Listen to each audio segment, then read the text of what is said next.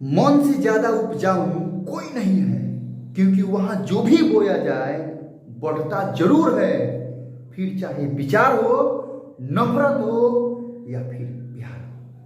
तो आइए एक बात और जान लीजिए कि विश्वास में वो शक्ति है जिससे उजड़ी हुई दुनिया में फिर से प्रकाश किया जा सकता है। बंधुओं, मैं मुन्ना यादव और आज अपने YouTube चैनल मैथ्स पॉइंट पर आप सभी बंधुओं का एक बार फिर स्वागत करते हैं। और आज आइए क्लास 11th के एक बहुत ही इंपॉर्टेंट चैप्टर जिसका नाम है सीक्वेंस एंड सीरीज। क्या नाम है? Sequence and series. देखिए आपके सामने हम लिख रहे हैं सीक्वेंस एंड सीरीज, जिसका नाम है अनुक्रम और श्रेणी। क्या है? अनुक्रम तथा या और लिख सकते हैं श्रेणी। इस पर हम लोग डिस्कस करेंगे आज। बहुत इंपॉर्टेंट चैप्टर है, ध्यान से देखिएगा।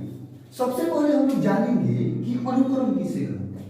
अनुक्रम किसे कहते हैं? देखिए अनुक्रम जो है, अनुक्रम सीक्वेंस, ध्यान से देखिए, बहुत ही इंपॉर्टेंट पॉइंट पे चर्चा करने जा रहे हैं। जो सीक्वेंस है ना, ये एक निश्चित नियम है, एक डिफिनिट रूल है। सीक्वेंस का डिफिनेशन यदि दिया जाए तो होता है कि निश्चित नियमों के अनुसार, कौन सा नियम? निश्चित नियमों के अनुसार लिखी गई संख्याओं के क्रम को अनुक्रम कहते हैं। निश्चित नियमों के अनुसार लिखी गई संख्याओं के क्रम को क्या कहते हैं? अनुक्रम। ध्यान से यहां देखिएगा, लिख रहे हैं आपके सामने, निश्चित नियमों के अनुसार, निश्चित नियमों के अनुसार, निश्चित नियमों के अनुसार लिखी गई संख्याओं के क्रम को, संख्याओं के क्रम को अनुक्रम कहते हैं। क्या कहते हैं? अनुक्रम कहते हैं।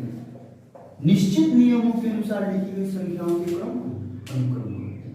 बंधुओं, अब आप कहिए कि ये निश्चित नियम क्या है, तो आइए हम आपको बताते हैं। जैसे में देखिएगा, मान लीजिए कि लिख दे कोई 1 कोमा देके 2 3 4 5 6 7 ना, डॉट डॉट दे दिए। तो यहां पर जो आप पहला पद देख रहे हैं वो कितना है? 1। दूसरा पद कितना है? 2। तीसरा पद कितना है? 3। चौथा पद कितना है? 4। तो कोई भी पद आप लीजिए, जिसे यदि आप पहला पद ले रहे हैं तो उसमें 1 जोड़ा गया है, तब इसका दूसरा पद मिल रहा है। फिर जब इसमें 1 जोड़ा जा रहा है तो फिर इसका क्या मिल रहा है? तीसरा पद। फिर उसमें 1 जोड़ा गया है तो क्या मिल रहा है? चौथा पद। माने कहने का मतलब है कि एक निश्चित नियम है इसमें कि प्रत्येक पद में 1 जोड़ा जा रहा है।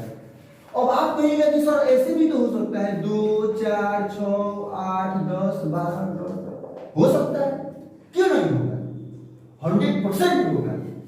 5 10 15 20 25 है कि नहीं? तो अनुक्रम जो है एक क्रम है। कैसा क्रम है? निश्चित नियमों के अनुसार लिखी गई संख्याओं का क्रम। क्या है? निश्चित नियमों के अनुसार लिखी गई संख्याओं का क्रम है, जो का है अनुक्रम। निश्चित नियमों के अनुसार लिखी गई संख्याओं के क्रम को अनुक्रम कहते हैं। और आइए इसके बाद हम लोग जानेंगे कि how many types of sequence, अनुक्रम के प्रकार। तो अनुक्रम के प्रकार, अनुक्रम 2 प्रकार के होते हैं। अनुक्रम के प्रकार, इसको इंग्लिश में क्या लिखा जाएगा? Types of sequence. क्या लिखा जाएगा? Types of sequence. तो सबसे पहले जान लीजिए कि सबसे पहले होता है परिमित अनुक्रम। क्या होता है? परिमित अनुक्रम, जिसको इंग्लिश में बोला जाता है डिफिनिट सीक्वेंस, डिफिनिट सीक्वेंस। और दूसरा होता है अपरिमित अनुक्रम,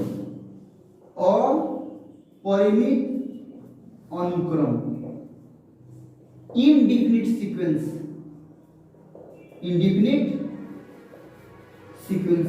दिखाई दे रहा है मित्रों? अब आपके जीवन में यह प्रश्न उठता होगा कि आखिर यह परिमित अनुक्रम है तो क्या है। और अभी हम बताना ही भूल गए कि यह किस क्लास के लिए है।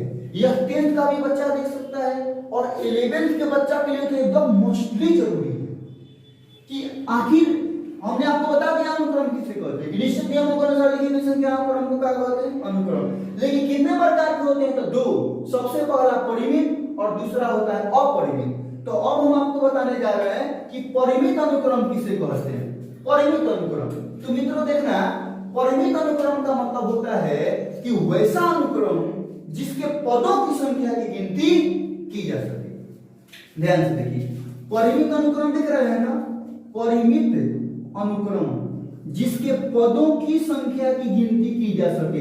ध्यान से देखिए, जैसे मान लीजिए 2, 4, 6, 8, 10 यहां पे दे दिए जाए, तो आपकी आंखें जो भी चीज देख रही है, यहां देखिए नंबर ऑफ टर्म्स को गिनना है। यदि गिन सकते हो तो वह परिमित है, नहीं गिन सकते हो तो वह अपरिमित है। यानी कि इसका डिफिनेशन होगा कि वैसा अनुक्रम जिसके पदों की संख्या की गिनती की जा सके, परिमित अनुक्रम कहलाता है। जैसे मान लीजिए कि दिया है 2, 4, 6, 8, 10, तो यहाँ पर कोई पूछे कि नंबर ऑफ टर्म्स कितना है भैया, तो आप बता दीजिए 1, 2, 3, 4, 5, यानी 1 बराबर कितना है, 5। जैसे एक और देख लीजिए, मान लीजिए दे दिया जाए 1, 5, 9, 1, 5, 9, 13, 17 डॉट डॉट करके दे दिया जाए ना, डॉट डॉट हटा दीजिए। अभी यहाँ पर 21 दे दिया जाए, एक और दे देते हैं 26 दे दीजिए। आपको जितना मन करे उतना आप लिख सकते हैं। हम परिमित अनुक्रम की बात कर रहे हैं, तो परिमित अनुक्रम की वैसा अनुक्रम जिसके पदों की संख्या की गिनती की जा सके। तो देखिए 1, 2, 3, 4, 5, 6, 7। आपसे कोई पूछेगा कि इसमें पदों की संख्या कितनी है, तो कितनी है जी, 7 है। तो जब आपको पता चल जा रहा है कि नंबर ऑफ टर्म्स इतना है, अरे जितना होगा उतना होगा ना, तो क्या कहलाएगा, परिमित कहलाएगा। क्या कहलाएगा, परिमित। अब हम बताने जा रहे हैं अपरिमित अनुक्रम। देखना, सफलता एक दिन में नहीं मिलती, लेकिन सफलता एक न एक दिन जरूर मिलती है। तो आइए अपरिमित अनुक्रम को देखते हैं। ध्यान से देखना है। अपरिमित अनुक्रम का डिफिनेशन हो जाएगा मित्रों कि वैसा अनुक्रम जिसमें पदों की संख्या की गिनती नहीं की जा सकती है। वैसा अनुक्रम जिसके पदों की संख्या की गिनती नहीं की जा सकती है, वही कहलाता है अपरिमित अनुक्रम। क्या कहलाता है, अपरिमित अनुक्रम। यानी कि आपको एग्जांपल के द्वारा हम दिखाते हैं। जैसे मान लीजिए कि दे दिया जाए 1, 2, 3, 4, 5, 6 डॉट डॉट डॉट है। सर जी लोग इतना डॉट डॉट देता है, लड़का सब पगला जाता है, क्या करें, डॉट दे कितना, डॉट कितना दे। तो ये 1, 2, 3, 4, 5, 6 दिखाई दे रहा है ना, 1, 2, 3, 4, 5, 6 डॉट डॉट, है कि नहीं। जो डॉट डॉट आप देख रहे हैं, अब देखिए 1, 2, 3, 4, 5, 6 की तो गिनती की जा सकती है, लेकिन डॉट डॉट देखेंगे तो इसका मतलब कि उसकी गिनती नहीं की जा सकती, वो अनंत हो गया। क्या हो गया, अनंत हो गया। समझ रहे हैं। तो जब अनंत हो गया, जहां पर गिनती आप जिसकी नहीं कर सकते हैं, वही अपरिमित अनुक्रम है कि नहीं। हमने आपको बस एक ही बात बताया है, परिमित अनुक्रम का डिफिनेशन, कि वैसा अनुक्रम जिसके पदों की संख्या की गिनती की जा सकती है, क्या कहलाता है, परिमित अनुक्रम। और जिसके पदों की संख्या की गिनती नहीं की जा सकती है, वो क्या कहलाता है, अपरिमित अनुक्रम। हमें आशा विश्वास के साथ पूर्ण भरोसा है कि आप लोगों को यह सारी बातें समझ में आ गई होगी। ठीक है, तो आइए,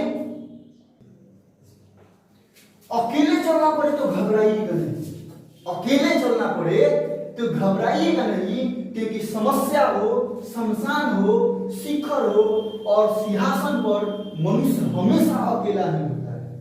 यदि अकेले चलना पड़े तो मित्रों घबराइएगा नहीं, क्योंकि समस्या, शमशान, शिखर और सिंहासन पर मनुष्य हमेशा अकेले ही खड़ा होता है या बैठता है। समझिए, यहां जो है अब हम आपको बताने जा रहे हैं श्रेणी के बारे में। तो आइए जो सब उत्साह के साथ श्रेणी को देखिए। श्रेणी जो है, श्रेणी किसे कहते हैं, तो अभी आप लोग क्या पढ़े, अनुक्रम पढ़े थे, और अनुक्रम के बाद जो है आपको मिल रहा है श्रेणी।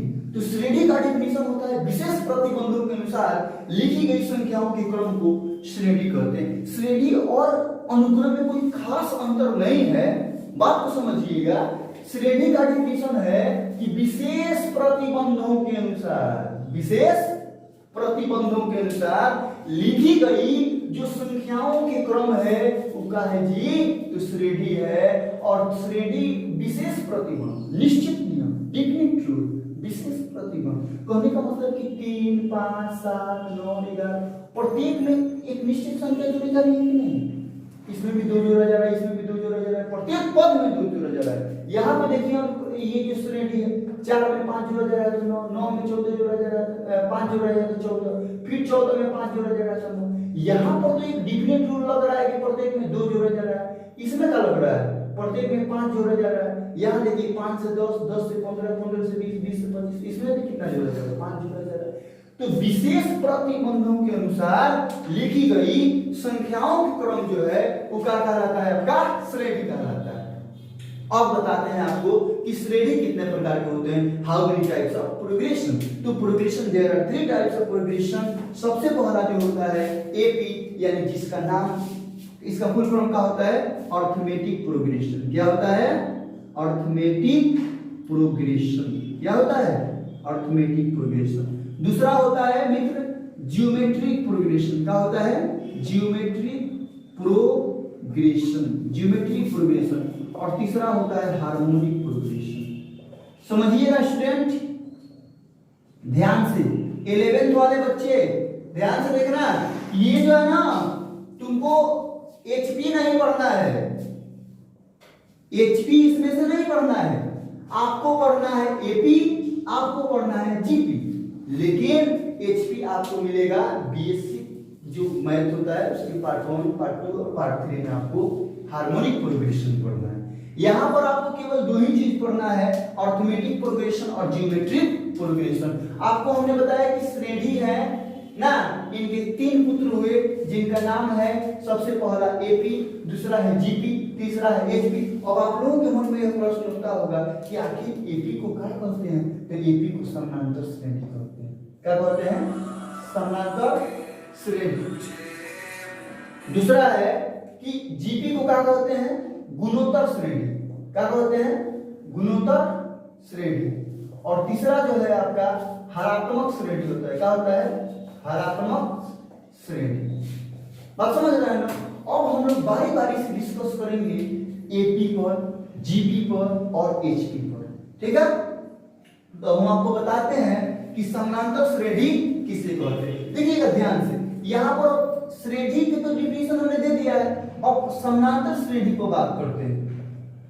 केवल सुन लीजिएगा तो आपको याद हो जाएगा। देखिए ध्यान से, समानांतर श्रेणी को संक्षेप में एपी लिखा जाता है। और एपी क्यों लिखा जाता है, क्योंकि अर्थमेटिक प्रोग्रेशन होता है तो अर्थमेटिक की ए निकाल लिया जाता है, आप प्रोग्रेशन की पी निकाल लिया गया तो कितना आ गया, अर्थमेटिक प्रोग्रेशन का संक्षेप में क्या लिखा जाता है, ए। बात पर ध्यान दीजिएगा, ठीक से बच्चों। तो एपी किसे कहते हैं, एपी का परिभाषा जानिए कि वैसा श्रेणी जिसमें कोई पद, कोई भी पद ले लो, वैसा श्रेणी जिसमें कोई पद और उसके पूर्व पदों का अंतर यदि सदैव समान हो तो उसको श्रेणी कहा जाता है। क्या कहा जाता है, श्रेणी कहा जाता है। वैसा श्रेणी जिसमें कोई पद और उसके पूर्व पद का अंतर, डिफरेंस समान हो तो उसको समानांतर श्रेणी कहा जाता है। क्या कहा जाता है, समानांतर श्रेणी। तो आप लोग अपने कॉपी में नोट भी कीजिएगा, केवल छापने वाला पढ़ाई नहीं पढ़ना है, मन से पढ़िए। समानांतर श्रेणी का डेफिनेशन होता है कि वैसा श्रेणी जिसमें कोई पद और उसके पूर्व पद का जो अंतर है सदैव समान होता है। अब हम आपको बताते हैं यही पर, देखिएगा क्या है ना कि एपी के प्रथम पद को किसे सूचित किया जाता है, T1 से। एपी के पहला पद को देखिए यहाँ पर हम लिख दे रहे हैं पहला, एपी के पहला पद को आप किसे सूचित करोगे, T1 से। दूसरा पद को किसे सूचित करोगे, T2 से। बोलो, T2 तीसरा पद को T3 से, चौथा पद को T4 से, पांचवा पद को T5 से, छठा पद को T6 से, 10वां पद को T10 से, 20वां पद को T20 से। 20 का युग कहां लोग क्वांटम मैच आजकल दिख रहा है कि नहीं? तो 20वां पद को T20 सूचित करते हैं। अब आपसे कोई कह दे कि सर 50वां पद को किससे सूचित करोगे, तो 50वां पद को T50 से करेंगे। किससे करेंगे? T50 से। अब आपको हम बता रहे हैं जब 50वां पद को तुम T50 सूचित कर रहे हो तो 100वां पद को किससे सूचित करोगे? T100 से। 500वां पद को किससे सूचित करोगे? तो T500 से ना।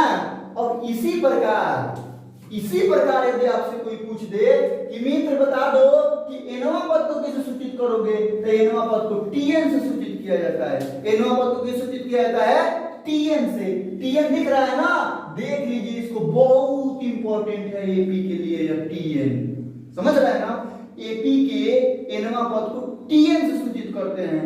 और आप यदि नहीं जानते होंगे ना तो हम आपको बता देते हैं कि यह nth term of A AP है। क्या है? nth term of A AP, माने किसी एपी का nवां पद है। और यह भी बात यदि आप जान गए तो एक बात और नया बात जान लीजिए।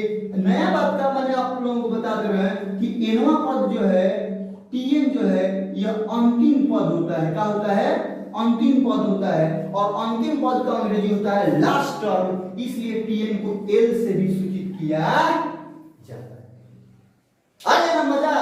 अभी वीडियो में बने रहना। वीडियो अच्छी लग रही हो तो लाइक करो, चैनल को सब्सक्राइब कर दो, 2-4-5 ग्रुप में शेयर कर दो।